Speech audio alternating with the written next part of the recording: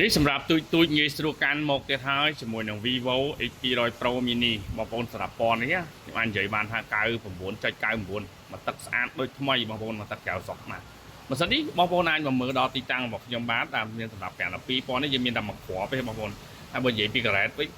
99.99មកគូសាខ្ចីញែងតែម្ដងដូចយើងលំអិតចឹងណាបងប្អូនយើងឆ្លាញ់ទូចហើយ lens zoom រហូតដល់120 គុណណាបង100គុណហើយម៉ាស៊ីននេះគឺយើងមក full box បាននៅឆ្នាំង90 វ៉ាត់ជាមួយនឹង case គ្រឿងប្រអប់